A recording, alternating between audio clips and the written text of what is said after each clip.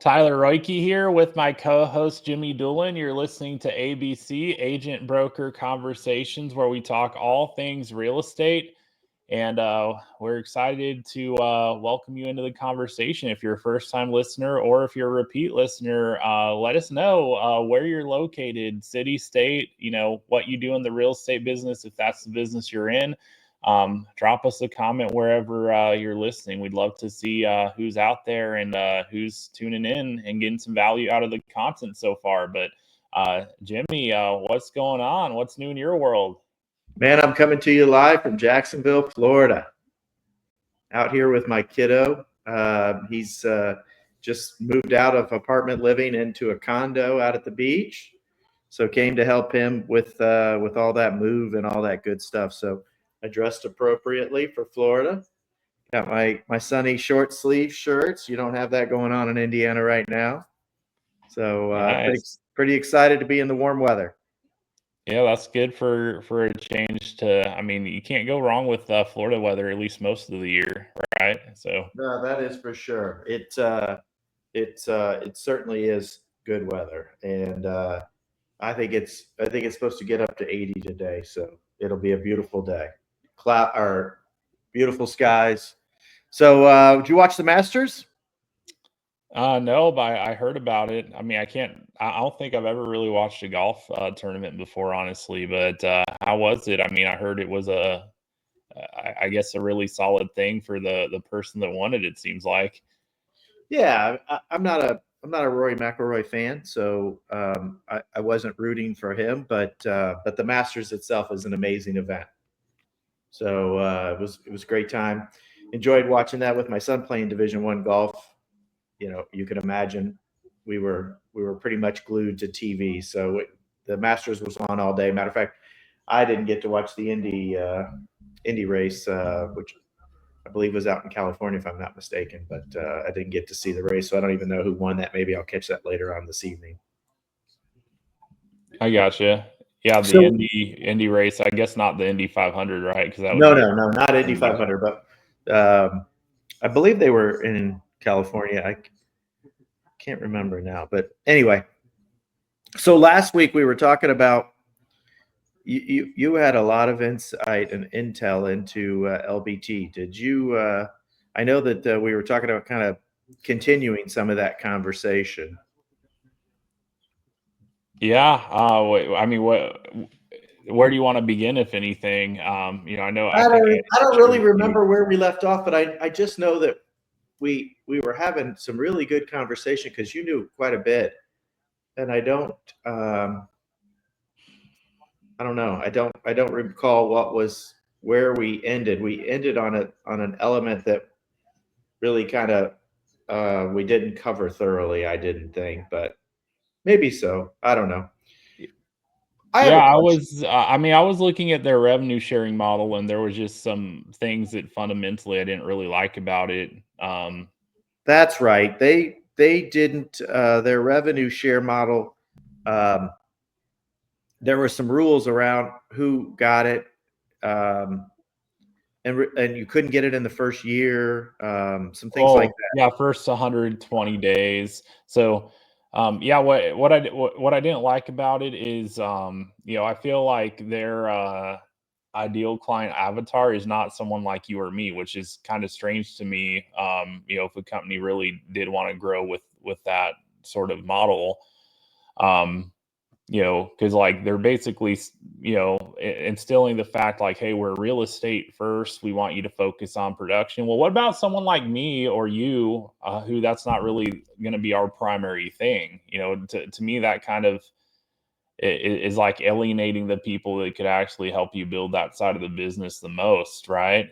And so that's one thing I didn't like about it. And the other thing I didn't really like is it makes it harder for someone to see the fruit of their labor if they're going to build that side of it, because the first $15,000 of any rev share you build is going to go towards paying your cap and not towards additional income in your pocket. So again, if you're like me or you and production's not the primary center of our focus, maybe it speaks more to someone in production, but that doesn't speak to me. And I don't feel as a leader that like someone who aspires, because I can think of people in my group that I'd look at as generals, but shoot, they'd be still trying to chip away at that first 15 grand to even see $1 in their pocket from it. And I don't know how many people are going to do all the work up front if they're not seeing a reward for it, because it's hard enough as it is. So anyway, that's what I didn't like about that. But I feel like those things, aside from me not liking them, I don't really see how it all works in their favor at the end of the day. They could say, yeah, we're more real estate first because, we have these restrictions in place, but, I don't really see how that helps a company grow long term. I mean, maybe short term, it's a message they rally behind, but I mean, for me, it's like you wouldn't even find me. I guess I would refer back to my previous life, right?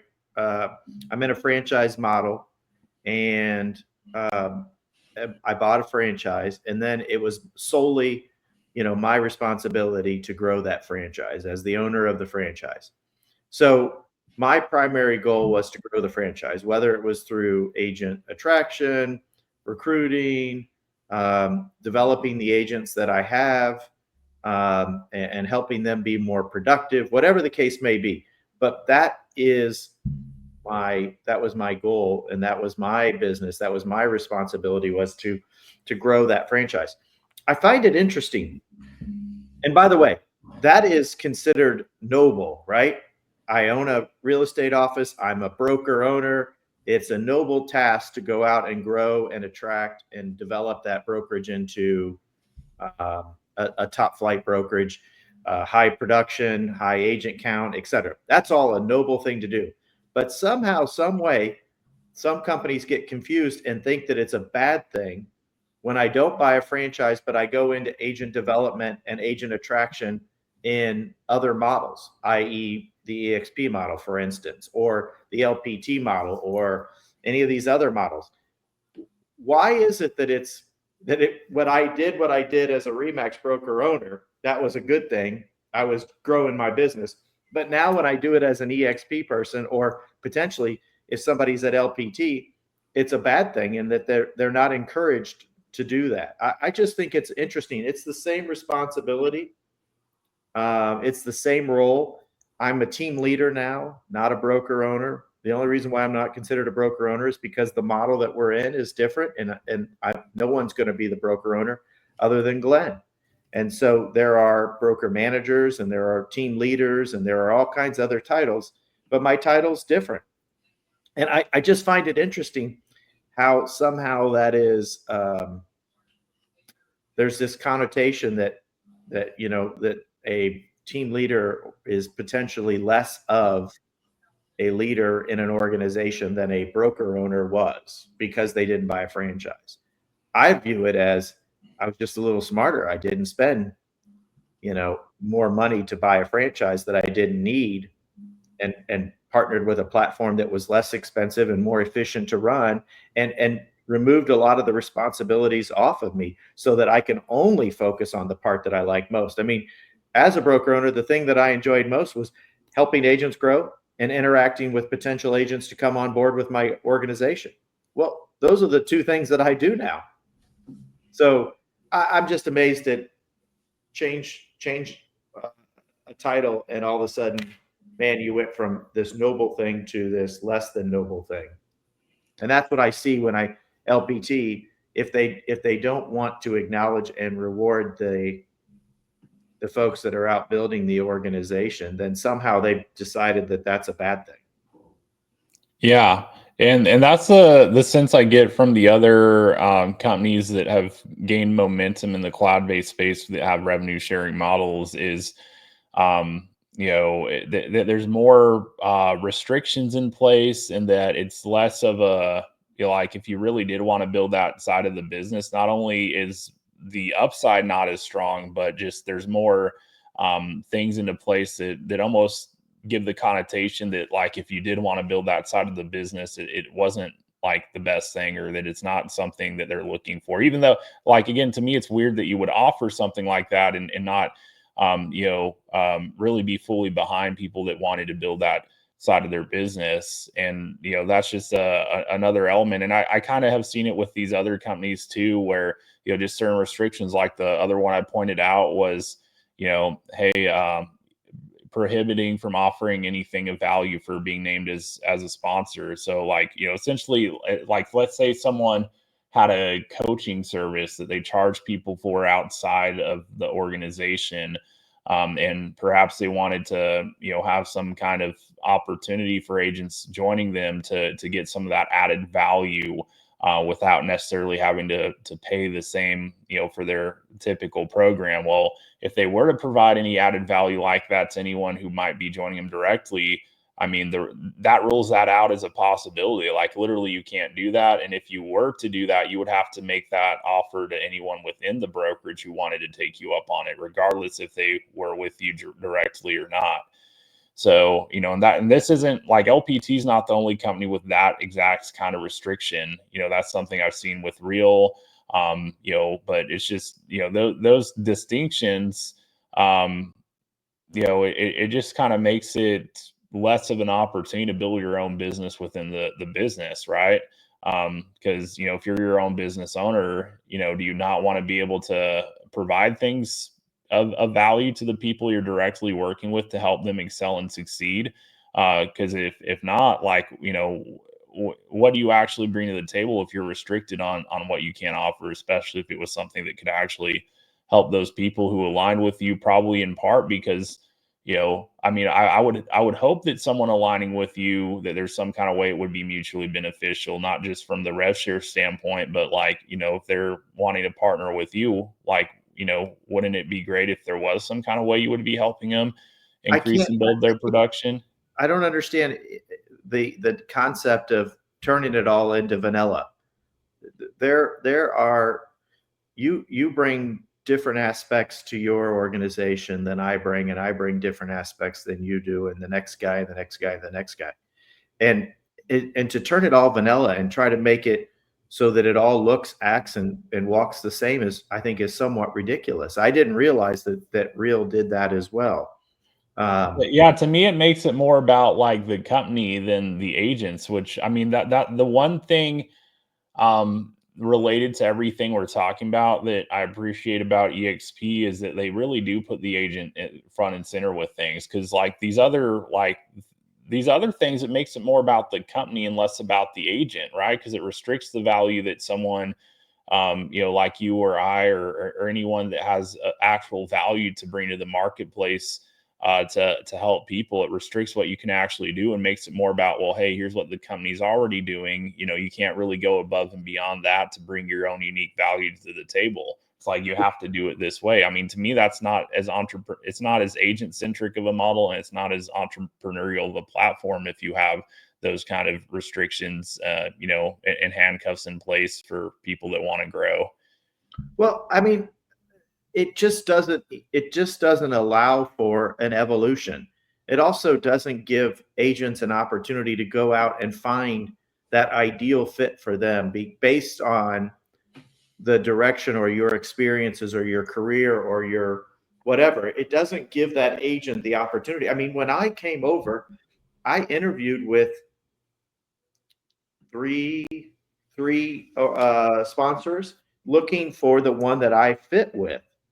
And their experience, the way they ran their business, the conversation, how they grew their business, and the way that they function, all played into the decision making for Tamara and I. So the notion that everybody would be the same, I mean, at that point in time, I guess if I want to go to whatever company, I just call up my neighbor who happens to be with that company and say, hey, I want to join, even though my neighbor's got an hour's worth of experience and can't bring anything to the table other than we're here, go to this website and sign up. Like, why wouldn't I seek out people who their experiences complement my experience and will ultimately benefit the agents that associate with me? I mean, it just seems, I don't know, it seems ridiculous.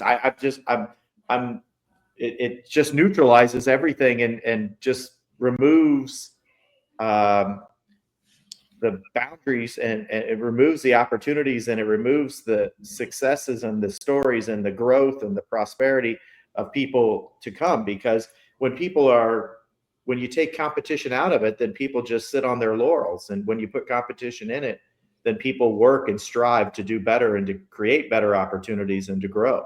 And I want to be associated with people who are pressing to grow and to do more and to help more. And to me, that just removing that seems silly. I can't wrap my arms around. I wouldn't fit in that environment. I can just tell you that, because I'm not just trying to do the same old, same old. I'm trying to create and help others grow. I mean, it's my mission and my mission statement. If I remove that, then this becomes very vanilla.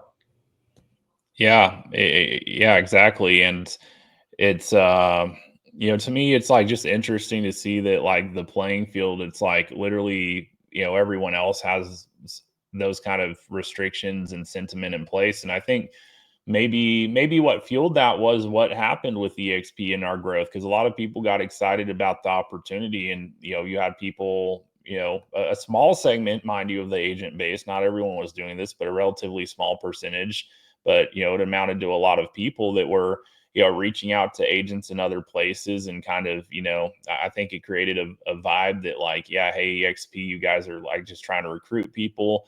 And that probably came from like literally the maybe I don't even know if it was 5% of agents that were like, thinking that they'd really tap into that, probably a smaller percent than that. But when you have thousands of agents, that's quite a few people reaching out and, kind of doing things that might come off as spammy to other people. But I think maybe that's why these companies put some of those boundaries into place, is they didn't want to create that same kind of vibe in the market area.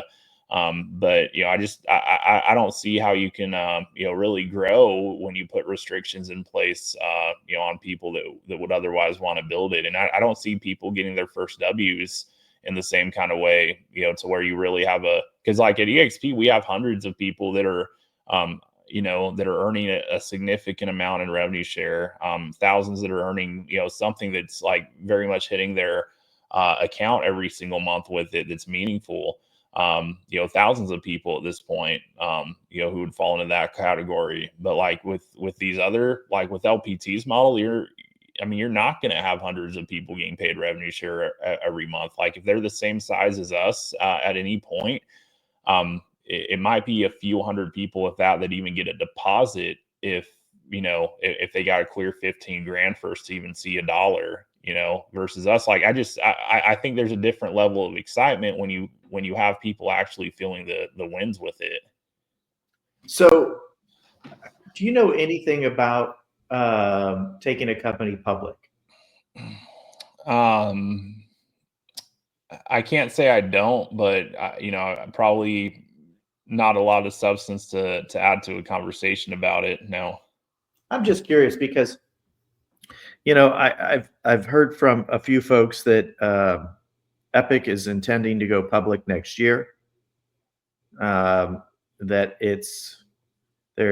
they are offering shares at 50. I think it's roughly 50 cents a share right now. That's their internal price. And I was just kind of curious what's the likelihood, I wondered, and what's the probability, and what do they have to do between now and then in order to hit those numbers so that they do go public. I'm just, stock market is not my shtick, never has been, likely will never be. But well, a company could have like an IPO, like, and basically go public that way, or they could get listed on the stock market by merging with some kind of existing entity. That's kind of how EXP went about it. So EXP didn't really have like an IPO in the conventional sense. They bought a shell company and formed EXP World Holdings. And the company that they did that with already had it was already publicly traded. So, that's kind of another way to go about it. But that happened years and years ago. So, you could go the IPO route. You could go, and essentially find a shell company and kind of bring it in that way. But there's certain standards depending on what exchange, because like, anyone can be listed on the OTC markets, over the counter. That's like smaller companies, smaller market caps. But if you wanted to be listed on the NASDAQ, or a larger exchange, that's where there's certain requirements, very strict requirements to be listed, as far as share price, company value, things like that. And so, but I mean, yeah, companies can do that. I mean, because there's companies that are publicly traded out there, not necessarily real estate, just any space, but there's companies out there with relatively small market caps that I don't know if have you ever seen the Wolf on Wall Street movie? Yes. So Yeah. there's companies that are publicly traded that aren't really, like, they're not really companies. I mean, they say they do one thing, but if you looked up their address, it would be some like building with nothing in it. You know what I mean? Like there's companies that are publicly traded like that are just on the OTC markets. And like the Wolf of Wall Street kind of gives you that kind of insight, if you didn't already know about that. But just my point is, like, anyone who really wants to become publicly traded, there's steps to take to do it. And certainly a company that's actually producing revenue and doing something in the market could do it if they wanted to. So but as far as like what, the value of that, the upside of it, that's a whole nother story. Even the price per share, it's relative to, well, how many shares are outstanding. Do they have the ability to dilute that? Because I mean, to me, you could have two different companies, same price per share, but completely different valuations, just based on the number of shares outstanding. So, yeah, I was just kind of curious. I've run into conversation a couple times, and again, just not my forte. So I don't want to pretend to know something that I don't know. So I thought I'd inquire with you and see if you had any background with it. I think that's part of the pitch with these companies, that, again, they're kind of parlaying, similar attributes of what they offer, revenue share and then stock. But their stock is, basically a promise based on something they haven't done yet, which is the fact that there will be a liquid market for it when it's publicly traded. And I think a lot of people perceive a lot of upside with that, but the upside's really only there long term. I mean, short term, you might be able to get in and maybe you make some money, maybe you don't. But long term, that really only plays out if the company actually makes it and gets to a point where it's profitable and scales to profitability. Especially if that's going to be a part of their, like, let's call it their retirement plan, if that's the vision and a big piece of it. Until the company is profitable, there very much is a big risk. You don't really know what the chances are that they actually get to that point or not. Yeah, yeah, for sure. So how's the market where you are? How are things going sales wise? Honestly, I'm not really paying too close attention to it where I'm at right now. I'll probably pay a little more attention here in the months ahead. As I plan to start generating leads locally, and working with people locally to get some deals closed. So, but yeah, as of now, I couldn't really say a whole lot on it. I mean, I feel like it's pretty solid and stable. Where I'm at as far as sales activity and prices. I think they're.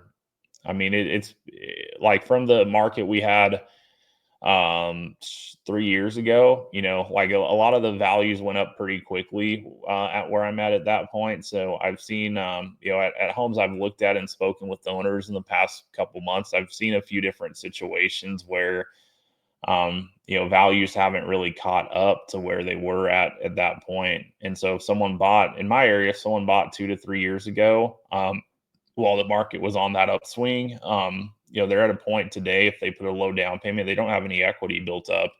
So Mm, I've seen that happen. Actually, there's been like 3, 4 sellers I've connected with, probably since the beginning of the year, that were kind of all on the same boat, where, they wanted to move on, but they would have to write a check at closing to cover everything if they wanted to do that, because the value just In some cases, it hadn't caught what they paid for the house, and others it was about the same, and just no time to build equity if they went with if it was a VA 0% down, or otherwise a low down payment conventional. So we're still seeing appreciation. So in our market in Indianapolis, Central Indiana, we're still seeing values going up.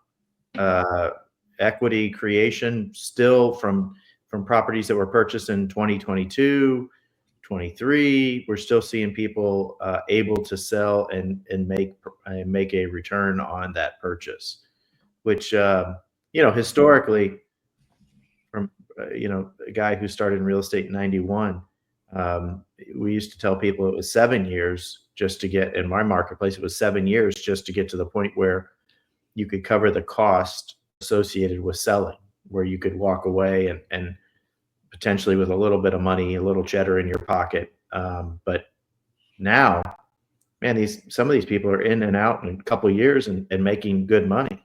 And they weren't necessarily making investment type purchases on the way in. They just bought a nice house, maybe made a few nice improvements, or just took good care of it, and seeing returns on the way out, which just blows my mind.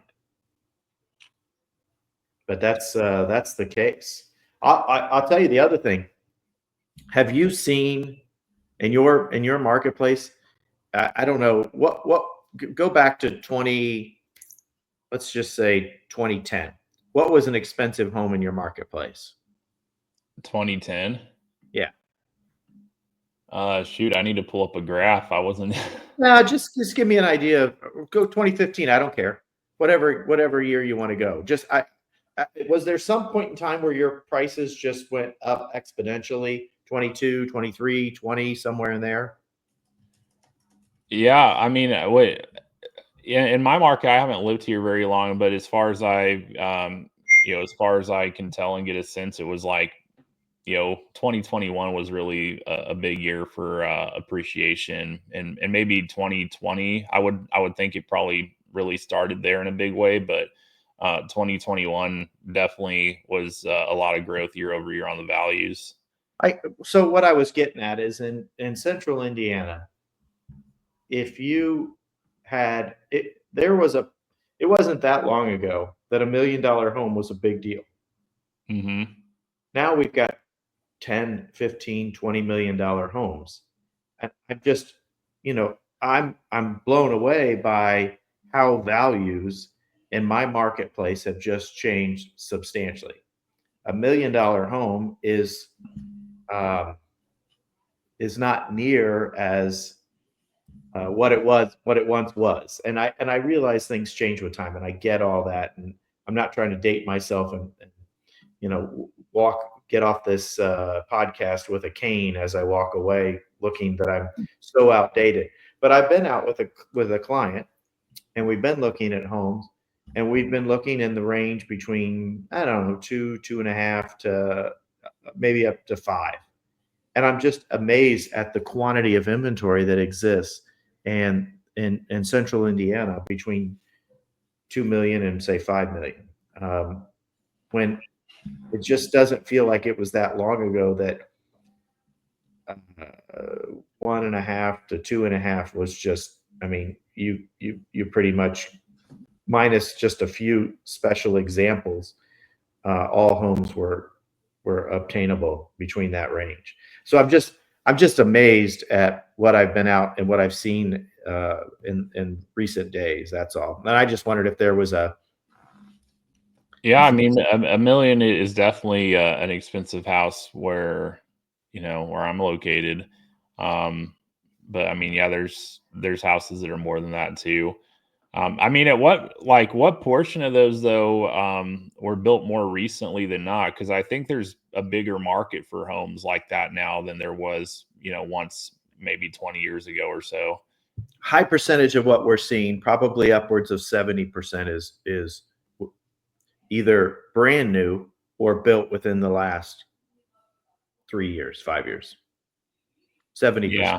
So there's probably just an expanding market at the higher. I know, there absolutely is. I'm just surprised by the amount of inventory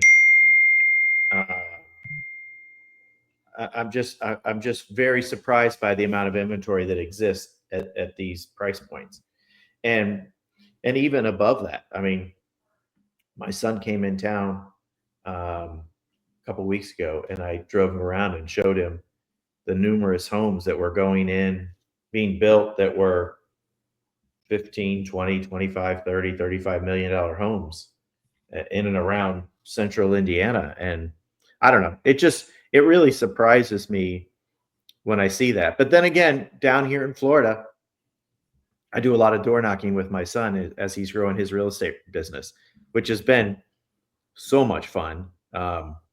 We could probably do a podcast on some of the tales of door knocking with him in Jacksonville.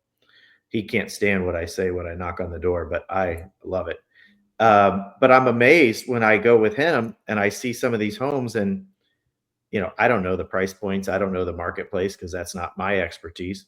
But we get up to a house, or we walk in a house, somebody gives us a tour, and I'll say, well, what was it on the market for before? And 1.1. And I'm looking around going, holy smokes, 2,000, 2,200 square feet.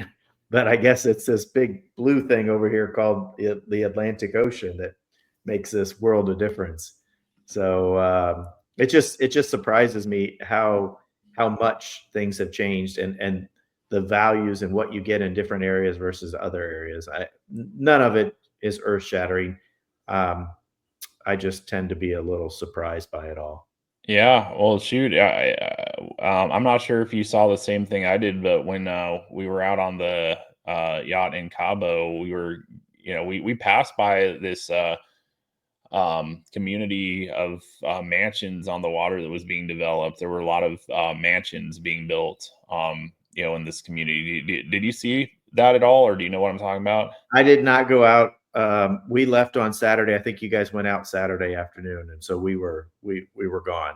Yeah, and what's interesting, like we passed by the front of this community, like I kid you not, it looked like it was like almost like a military, like from the front, it looked like it was guarded. Like it had these walls up. It looked like, a highly secure spot. But yeah, on the backside from the water, you could see the houses, but these were, I don't even know the price point, but probably $20 million homes, some of them, just massive, massive mansions that were being built overlooking the water. And like almost all of them were still being built, not like complete homes. So there were just a lot of them going up. And they were all like, each had a really nice size piece of land. It looked like, they were all like really spaced out from each other, but that was in Cabo. And also too, it kind of makes me think, well, I mean, we're passing by like within a 5-minute time span, we passed like 3 different boats that were like probably $40 million plus boats on the water, because we were looking them up, and like there were 2 of them that were owned by billionaires, because you can kind of see based on the boat name like what it Yep. is and You stuff. can look And up any owner of any boat based on the boat name, which I yeah, love. but because like something I've always like thought of is like, hey, how are there like so many, like seemingly so many like really high price point boats, but it doesn't seem like people spend that much on houses. But I think there's probably just an expanding market for that sort of thing. With, I mean, to me it makes more sense that a house would be that much. But yeah, it's kind of interesting to When you think about. spend when you spend that kind of money on a boat, you got to have some money, because Hmm. you've got a really expensive uh, depreciating asset that costs a tremendous amount of money to maintain and run, et cetera, et cetera. So that is not a inexpensive endeavor. That is not for the faint of heart by any stretch of the imagination. I've never owned anything. The biggest one I've owned is a 50-footer, and I'm just going to tell you, it's expensive to maintain a yacht. And when some of these guys, and mine was in freshwater, so when you put something in salt water, and you're talking about hundreds of feet, where you've got crews and captains and ship hands and morning fees, I mean, that stuff adds up quick. So anyway, well, I tell you what, next week let's talk about uh, the escapades of door knocking and my scripts and what I'm using out there. I think we can do a little role playing on here, you and I, and share with our audience what we're doing down here, what I'm doing with my son, and how he thinks I'm so silly that I would say some of these things. But it seems to work. We're getting in the doors. We're getting opportunities. I will say this, having been in the business 35 years now, there is a rejuvenation or an energy. It's uplifting when I go out and I knock doors with him. It's not something that I'm accustomed to doing all the time. I haven't done it in, since 2007. So, that's 18 years. So it's kind of fun to get out there and, I guess, get your hands dirty, if you will, in the marketplace, at a place where nobody knows me. So it's kind of interesting. Yeah, I feel like there's got to be less people door knocking in real estate now than there once was, just with how many different ways you could go about getting the business, I would imagine. But there's probably, I know there's door knockers in other industries too that are probably more common now. So I mean, I don't know. I wonder if there's kind of more opportunity at the door than before, or what your take is on that. I don't know. I will say this. I feel like it's always been my position that a person has to pick some path, some proactive path that they're going to do. And it doesn't have to be door knocking, but I feel like as a percentage of people you're going to interact with, you're going to have the highest percentage of success face to face, belly to belly at the door. Then you're going to have phone calls. Those are going to then be probably one of the next highest percentages. And then from a pure prospecting perspective, or farming an area. And then the next one is going to be, your mailers and your kind of passive approaches. So if you're going to farm an area and you want the highest probability of success, it's going to be belly to belly, no doubt about it. I will create more business in a neighborhood than you will if you mail and I knock. There's just no two ways about it. Now, over the course of time, I do believe that a neighborhood that has been prospected properly can move to a mail neighborhood. And there's other things that you can do to maintain those relationships and grow those relationships. But it starts out with building some rapport in the neighborhood and some credibility in the neighborhood and your face, so that when you interact with people, or they have more likelihood to pick up the phone and call you. Because if I meet you at your doorstep and talk to you, if we can get to a nice, pleasant conversation. I mean, there's some people that are just upset, right? They want nothing to do with whoever and whatever they have to say if they're knocking on their door. But for the other 90% of the people who are incredibly pleasant and happy to have a small conversation, that I stand a much greater chance of turning a conversation into business than you do a mailer in their mailbox. So yeah, I think it's good. I don't know if it's increased over the course of time because of the lack, and because people have moved to such passive approaches, whether it be social media or mailing, etc. But I do believe that that we're certainly building a large pipeline for my son. So I think it'll work out good. But let's cover that next week. I think that'd be fun. Let's dig in a little, and we'll role play, and we'll kind of beat up door knocking, and give some opinions, and certainly welcome your opinion on it as well. But I'm enjoying it. So yeah. Anyway. Yeah, let's do it. Let's dive into your area of expertise. So yeah, if you're listening in, make sure that you show up next week. And if you know of anyone who might want a game plan, from the master himself here on door knocking, definitely make sure you share this and let them know they should listen to the next episode. So for Jimmy Dulian, I'll get my own name right. Jimmy Dulian, Tyler Royke with Agent Broker Conversations. Until next week, make it a great week. We hope you continue to listen, share, post, comment, etc. We appreciate your support and look forward to continuing the conversation. And chime in, send us questions, ask us anything. We're if it has to do with real estate, we want to talk about it. So get in touch. Talk to you soon.